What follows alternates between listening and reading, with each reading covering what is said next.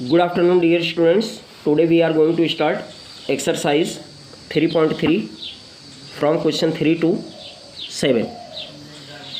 First, you have to see the question number 3. What is question number 3? See the question number 3. Can a quadrilateral ABCD be a parallelogram if first part angle D plus angle B equal to 180 degree, second part AB equal to DC equal to 8 cm, AD equal to 4 cm and BC equal to 4.4 cm, third part angle A equal to 70 degree and angle C equal to 65 degree. See the solution of this question. Can a quadrilateral ABCD be a parallelogram if, देखते हैं इसको. See the solution of this question. Question number 3. It is the given parallelogram ABCD. If ABCD is a parallelogram, तो it means इसमें given है angle D plus angle B, angle D plus angle B, यानी इन दोनों का सम 180 degree given है. तो क्या पैराग्राम में अपोजिट एंगल्स का सम 180 डिग्री होता है? तो देखो, एडजेसेंट एंगल्स का सम 180 डिग्री तो होता है ऑलवेज, बट इन दोनों का सम 180 डिग्री हो भी सकता है और नहीं भी हो सकता है. हो सकता है कैसे? जैसे अगर मान लो ये आपका रेक्टेंगल बन गया, rectangle is also a parallelogram, तो रेक्टेंगल के केस में दोनों 90-90 होते हैं, उस केस में इनका सम 180 डिग्री हो भी जाएगा. ठीक है, बट नेसेसरी नहीं है. It means your answer will be can be but need not be, यानी हो सकता है लेकिन आवश्यक नहीं है. तो इस तरीके से आपका ये फर्स्ट आंसर हो गया. सेकंड आंसर क्या है? Question number 2 second part, question number 3 second part. AB equal to DC equal to 8 centimetre and AD equal to 4 centimetre, BC equal to 4.4 centimetre. अगर हम AB और DC की बात करते हैं तो AB and DC, see the figure, AB and DC are opposite sides. तो in case of parallelogram opposite sides are equal, यानी AB इक्वल टू DC. इसका मतलब ये तो करेक्ट है पैराग्राम के लिए, but AD equal to BC ए भी होना चाहिए. But in this case it is given that AD is 4 centimetre and BC equal to 4.4, यानी AD is not equal to BC. तो it means it can not be a parallelogram. तो answer में क्या आएगा? नो. आंसर में क्या आएगा? No, because AB equal to DC but AD is not equal to BC. अगर AD इक्वल टू BC भी इसमें होता तो ये आपका करेक्ट हो जाता. Now third part. Your third part is angle A equal to 70 and angle C equal to 65 degree.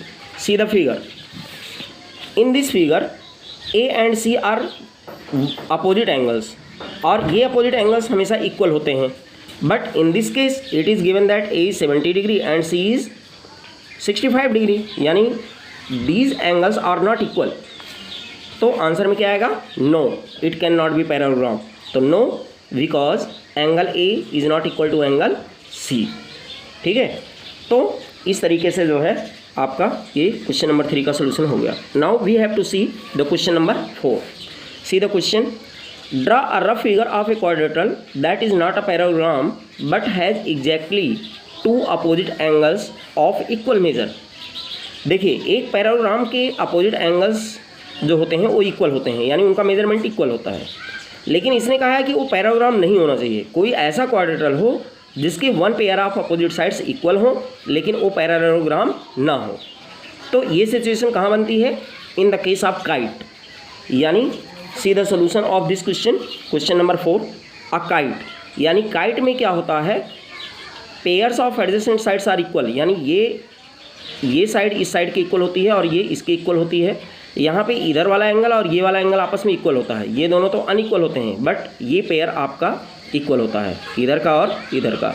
अगर हम इसका नाम दे दें तो ABCD, यानी angle B equal to angle D होता है लेकिन A इक्वल टू C नहीं होता है. तो kite is the answer. Now you have to see the question number 5. What is question number 5? The measures of 2 adjacent angles of a parallelogram are in the ratio 3:2. Find the measure of each of the angles of the parallelogram. यानी एक पैराग्राम है जिसकी जो sides हैं, adjacent sides हैं, उनका ratio 3:2 है. It means if first side is 3x then other will be 2x. और फिर आपको you have to find the all angles of the parallelogram. तो see the solution of this question. Question number 5, ratio of adjacent angles equal to 3:2। तो let first angle that is angle A equal to 3x। यहाँ पे देखो हमने एक ABCD पैराग्राम का figure बना दिया, एंगल ए को हमने 3x सेलेक्ट कर लिया, and second angle that is angle B equal to 2x। तो we know that sum of adjacent angles equal to 180 degree. तो यहाँ पे हमने क्या किया, 3x + 2x equal to 180 degree, implies that 5x equal to 180 degree, implies that x equal to 36 degree. कैसे, 180 divided by 5 it will be 36 degree. तो therefore first angle A equal to 3 × 36 that will be 108 degree, and second angle that will be angle B equal to 2 × 36 equal to 72 degree. Now we know that the opposite angles of the paragram are equal, therefore angle C equal to angle A, angle C equal to angle A equal to 108 because angle A is 108 degree. Similarly here angle D equal to angle B equal to 72 degree. तो इस तरीके से all angles आ गए इसके, तो hence all angles are 108 degree, 72 degree, 108 degree and 72 degree. तो इस तरीके से चारों एंगल्स इसके आ गए। Now we have to see the question number 6. What is question number 6? Two adjacent angles of a parallelogram have equal measure. Find the measure of each of angles of the parallelogram. तो two adjacent angles, अब देखिए दोनों angles equal हैं, adjacent हैं, तो दोनों को x से x सेलेक्ट कर लो। जैसे मान लो A है और B है, तो दोनों x x हो जाएंगे, तो x + x 2x equal to 180, तो x इक्वल टू 90 डिग्री आ जाएगा। इसका मतलब है दोनों ही 90 के हो गए, तो remaining opposite angles are equal, तो इसका मतलब है वो भी 90 डिग्री के हो जाएंगे। तो इस तरीके से you can complete. Now we have to see the question number 7. The adjacent figure HOPE is a parallelogram, find the angle measures x, y, z, state the properties you use to find them. यानी ये question है आपके पास, HOPE एक पैराग्राम है जिसमें ये आपका x है, ये आपका y है, ये 40 डिग्री है, ये z है और ये 70 डिग्री है। तो how will we find the solution, यानी x, y, z की वैल्यू निकालनी है। तो see the solution of this question. In the given figure y equal to 40 degree, alternate interior angles, ये हो गया अल्टरनेट इंटीरियर क्योंकि ये दोनों देखो, these two lines are parallel and it is transversal, therefore this equal to this, तो y equal to 40 degree. तो alternate interior angles are equal because H is parallel to OP and PH is transversal. अब यहाँ पे क्या है आपका y + z equal to 70 degree, exterior angle property, y + z यानी in triangle PHO, ये आपका एक्सटीरियर एंगल है, this exterior angle equal to sum of two interior opposite angles, यानी 70 इक्वल टू y + z। तो यहाँ से आ गया आपका y + z equal to 70 degree. तो 40 + z equal to 70 because y equal to 40 degree is given, तो z equal to 70 - 40 equal to 30 degree. Similarly t plus यानी this angle, इसको हमने t लेट कर लिया, तो t + 70 degree equal to 180 degree, ये linear pair हो गया।